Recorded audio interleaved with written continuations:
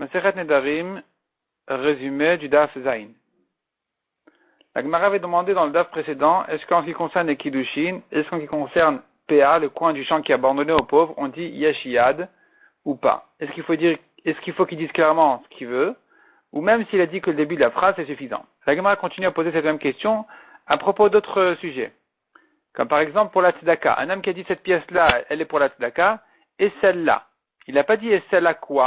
Celle-là pour acheter des pommes de terre, des tomates, ou non? Ou elle est aussi pour la tzedaka.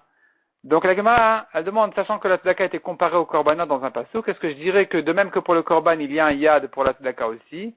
Ou bien non, je dirais qu'on ne va pas utiliser la comparaison pour cette halakha, donc ça reste en question. Encore une question demande la Gemara. Si tu veux dire que c'est valable pour la tzedaka, ça sera la deuxième pièce aussi, la tzedaka, elle doit être donnée aux pauvres. En ce qui concerne le hefker, est-ce qu'on dira aussi ou pas? Le hefker, c'est abandonné aux pauvres et aux riches. Donc c'est pas forcément comme la tzedaka. Peut-être qu'ici tu diras qu'il faut le dire clairement.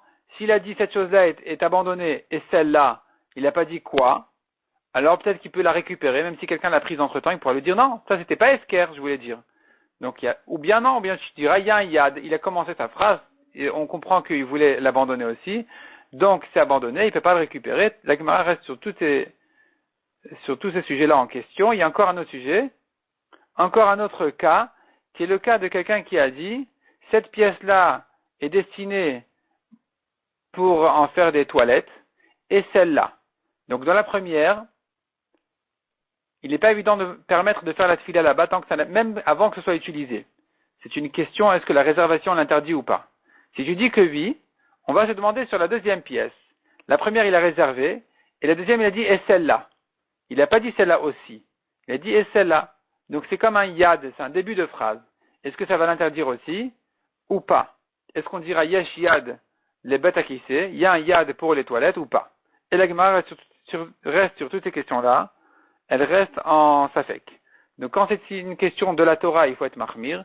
Quand c'est une question des Rabbanan comme la dernière, de la réservation, qui n'interdit que des Rabbanan de faire la balade fila, ça sera permis. Et quand c'est une question d'argent, il faut voir dans les poskim comment on tranche.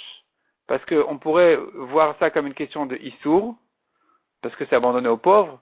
On pourrait voir ça comme une question d'argent. On dira au contraire, tant qu'on n'a pas de preuve, on ne pourra pas lui sortir l'argent de la poche. Donc ça, c'est dans la Gemara, ça reste en question. Et la Gemara continue. Nous avons le cas de la fin de la Mishnah qui disait Menoudé anilecha, je suis un nidouille pour toi. Là, Rabbi Akiva hésitait, il penchait vers la Khumra. La Gemara dit, puisque Rabbi Akiva n'était que hésitant, on ne pourra pas lui donner des coups, on ne pourra pas lui donner un chiyuv malkout. La Gemara dit, dans quel cas Rabbi Akiva et les Chachamim sont en discussion, est-ce que Menoudé est un langage de Neder ou pas? Ou Rabbi Akiva et les Mahmir et les Chachamim, non. Dans le cas où il a dit Nadina Minach, c'est sûr que c'est un langage de Neder. Dans le cas où il a dit, je suis en Shamta de toi, c'est sûr que c'est permis, c'est pas un langage de Neder, malgré que ce soit la traduction du nidouille en araméen. Leur discussion n'est que dans le cas où il a dit Menoudé anilecha. Rabbi Akiva a dit c'est une question de nidouille, donc c'est comme un nidouille, il est interdit en Neder. Selon les Chachamim, c'est comme un Shamta, c'est plutôt, il s'isole, il se met à l'écart, c'est pas une question de nidouille, il va s'interdire vraiment, donc il est permis.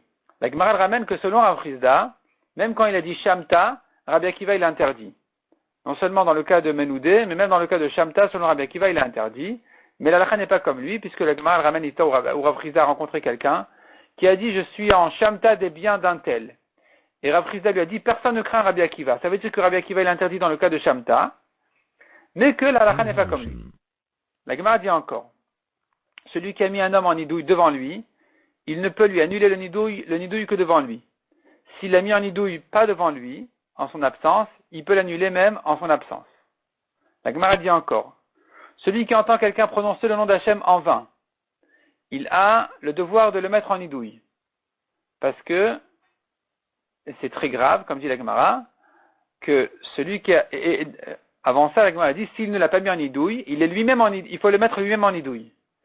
Pourquoi c'est si grave que ça? Parce que partout le nom d'Hachem a été prononcé en vain, là-bas se trouve la misère. Or la misère est comparée à la mort, comme on voit à plusieurs reprises.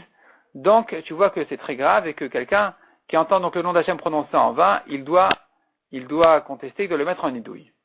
La Gemara raconte encore, Rabbi Abba raconte, il a vu que Ravuna a entendu une femme prononcer le nom d'Hachem en vain, il l'a mise en nidouille devant elle, et il lui a annulé le nidouille immédiatement. On a appris de la 3 à la chôte. Premièrement, celui qui entend le nom d'Hachem prononcé en vain doit mettre son ami en nidouille. Deuxièmement, s'il a mis en nidouille devant lui, il ne peut l'annuler que devant lui. C'est pour ça que Ravuna a dû annuler le nidouille immédiatement devant la femme. Et troisièmement, c'est pas la peine d'attendre longtemps, on peut l'annuler immédiatement. La Gemara dit encore, un Talmid Chacham,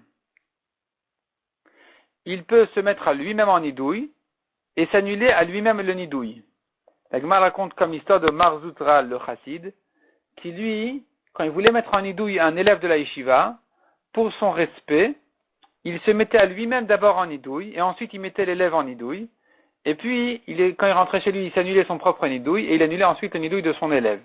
Donc pour garder le kavod de son élève, il faisait attention, comme on a dit, de ne pas de se mettre à lui-même d'abord en nidouille, et pourtant, il peut s'annuler à lui-même aussi. La Gemara dit, il y a un chidouche ici, j'aurais pu croire qu'un prisonnier ne peut pas se libérer tout seul de la prison. On vient te dire, non, il peut se libérer de la prison, il peut s'annuler à lui-même son propre nidouille.